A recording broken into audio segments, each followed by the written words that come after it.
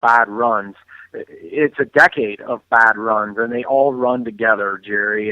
And I think, you build a team in three ways. You build it through the draft, you build it through trades, and you build it through free agent signings. And you can very, very easily make the case that this organization is below average to awful. And the fact that that they can only be good at one, and they're still a winning team, is almost mind-boggling that they pull that off. Mike Brandenberry from didthetry.winlastnight.com talking a little Indians baseball with me, and I'm right there with you, man. I understand, and I don't know. I mean, you guys are going a lot of different ways here with the Did the Try Win Last Night articles and breaking things out here and then some and then some and then some. What is, I don't know, you take this conversation where you want to go for now. What's the next few that you guys have got coming up on the site? Well, we're going to take about the next 3 weeks. One, because we only cover the Indians, and this is what we have on our plate. But basically, kind of what I talked about at the beginning of our phone call of, what went wrong and what needs to be fixed or what is moving forward. As disappointed as I am in this season, I'm also somebody, I don't know that we necessarily like to live in the past. There's no point to continue to complain about signing Travis Hafner and Grady Sizemore to awful contracts and then following it up 4 years later with awful contracts, now for Michael Bourne and Nick Swisher. But, what do the Indians have in front of them, the situation that they have, and what are their possibilities, or how do they get better? Because I don't expect that the expectation of the fans is going to change. The organization is going to change. And in 2015, I think everyone is going to expect a playoff team. And before we get too deep into it, I'm going to tell you that I think it's not impossible, but I don't think it's going to be easy. If they're an 85-win team now, I think they have to make some changes for sure to get better. And I don't know that it's going to be as easy as maybe some people think that it will be. I suppose if you want to jack the payroll to $100 million, it could get easy, but that's not realistically going to happen. And so over the next 3 weeks, I think we're going to look at a lot of the problems and offer some. See, that's where I jump into the conversation with side of what they will and won't spend. And again, it's easy for me. Love to spend somebody else's money, but a much simpler way to go about this, simply increase the payroll to around $100 million, which if you look, again, I mean, I did this yesterday. I went through the payroll and the playoff teams, and I say this all the time. You can't, just because you spend money doesn't mean you win, but almost all the teams that win spent money. I mean, you look at the playoffs this year, it's practically the same thing. You got the three highest payrolls in the American League, just about,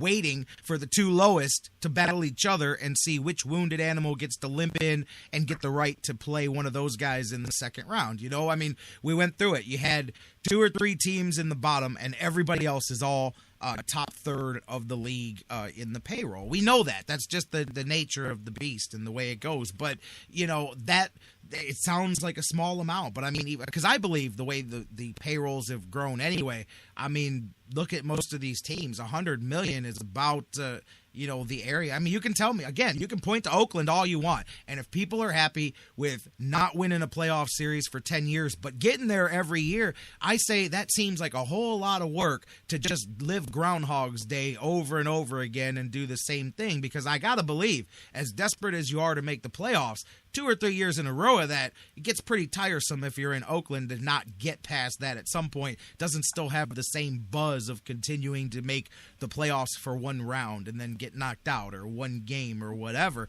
And like I brought up the other day, and I agree. Okay, you can point out the Yankees and Red Sox, Bruce, in the chat room all you want. My point is not every team that spends money makes it, but almost every team in the playoffs spent a truckload of money to get there. That's my point, is that one doesn't guarantee the other, but almost all of the ones that do make it did spend a truckload of money. You can't ignore that point.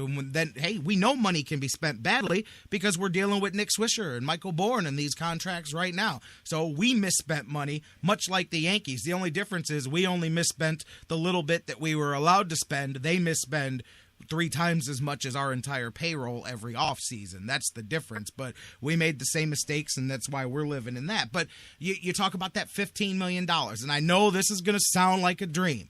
And, Bruce, I hear you now, but I guarantee you, you can say I'd rather make the playoffs than not make it. You get to the playoffs and you get knocked out in 1 game or 2 games or whatever it is.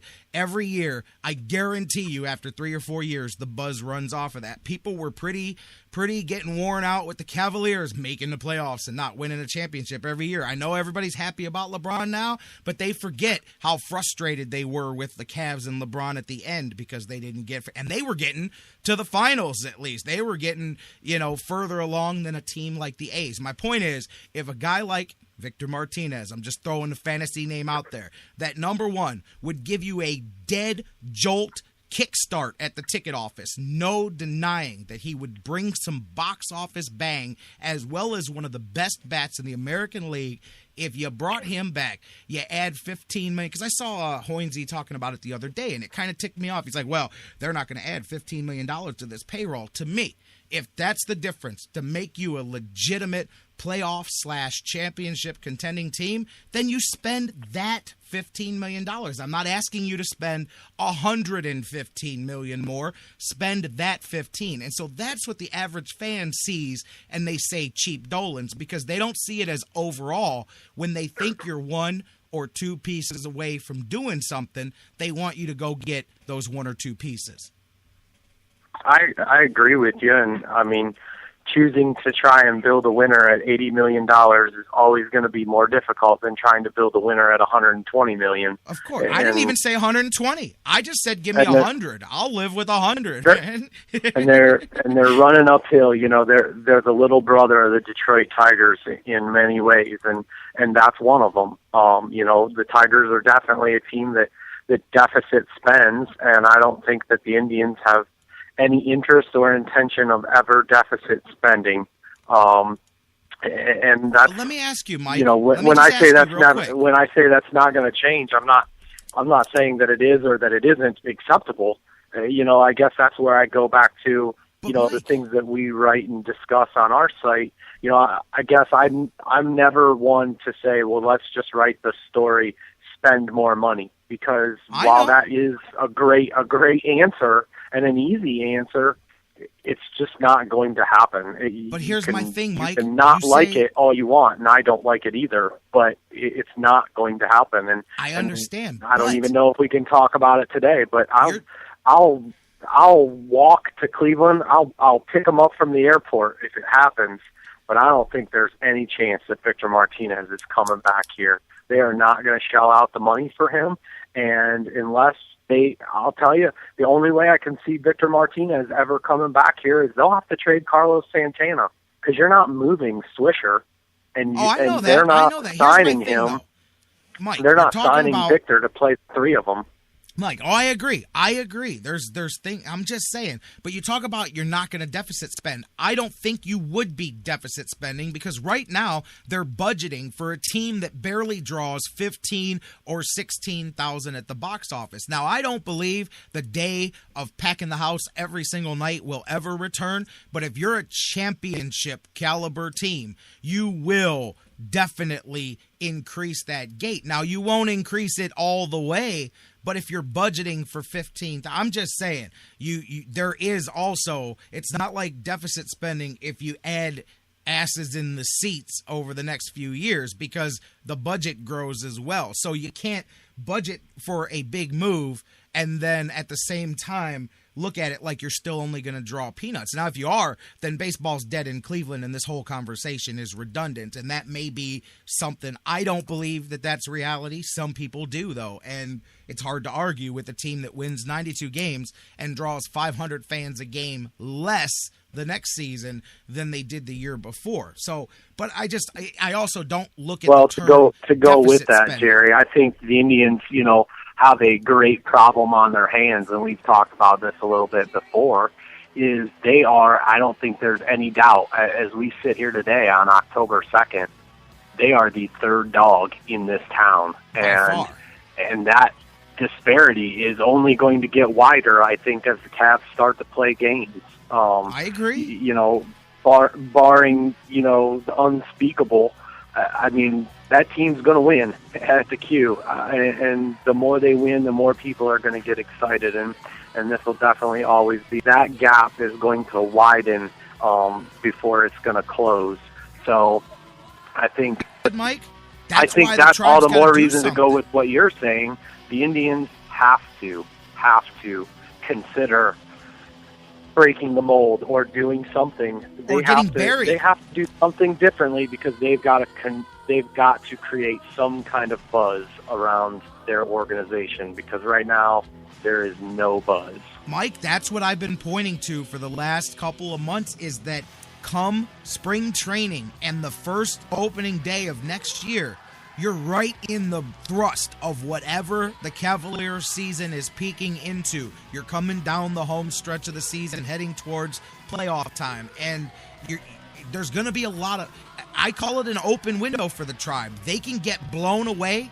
Like you say, they could end up so far off the radar, it's not even funny. But if you just, again, it's not spending $100 million, but if you strategically spend a few bucks and the reason I say Victor, it's not just for the bat.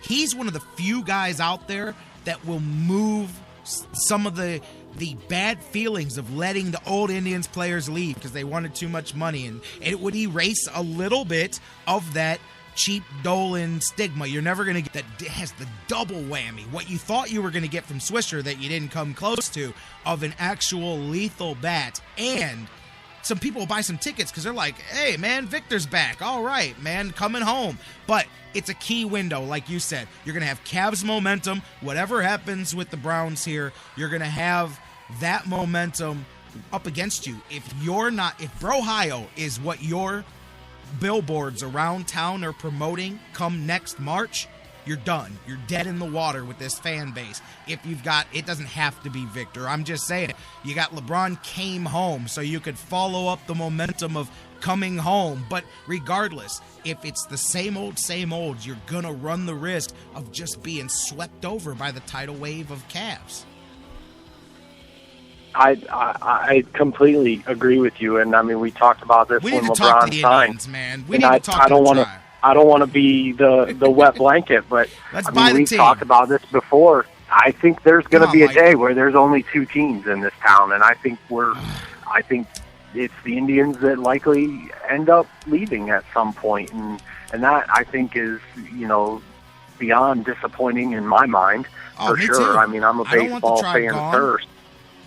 I do not want the Tribe gone at all. I do not want the Tribe gone at all, and I don't think this town does either. There's a lot of times, hey, you can say what you want if you're an Indians fan, or maybe you're not a baseball fan. You're like, oh, I don't care. Or maybe you're like, hey, no. But just think about it, man. There was times people said this same stuff before the 90s ever happened. And just like that, there could have been no Indians. And then things never turn around and things, blah, blah, blah. You know how the future went. So, it's easy when things are bad to talk that way. But, I mean, if things don't turn around, and it's going to take work by the Indians and by the Indians fan base to fix that, you're right. But I don't even want to look at that right now, man. Right now, hey, you know what? Check your bank account, man. Check your bank book, man. We need to buy the Indians, man. Let's see if we can pull some stuff together. You got a staff of guys over there. Everybody's got a few bucks, man. I know some people. Let's put some money together. Tomorrow, we can put our pitch together. Curtis, we're gonna call Curtis Danberger, man. Let's see what we can do. We'll get a GoFundMe. What is it? GoFundMe or Indiegogo or Kickstarter? We can get something going. Kickstarter, let's open one of those and and we'll just sell shares. Let's do it like the Packers. Community owned, just Let's like the do Packers. it like the Packers, baby. The Indians owned by Cleveland. Let's start a Kickstarter, and Cleveland, let's buy the baseball team. No, I'm just having some fun, man. I'm with you, man. Mike, we got a lot to talk about. We can pick up right where we left off next week and continue rolling on, man. What a great conversation. Thank you so much for joining us, man. For sure, man. Hey, I'm just glad to have you back in reality. It's Shut nice up, to have man. it. Let me It's a tell good you breath something. of fresh air. I'm looking forward to it. Mike, enjoy it. And you guys, make sure you guys check out didthetribewinlastnight.com. Mike, have a great week. We'll catch up next week. You too. Thanks, man. All right, that's my man, Mike Brandenbury. We have a good time here. I don't care what he says. Indians still, that close to the play. If they would have just gave us 3 more games, we could have made it happen. Anyways,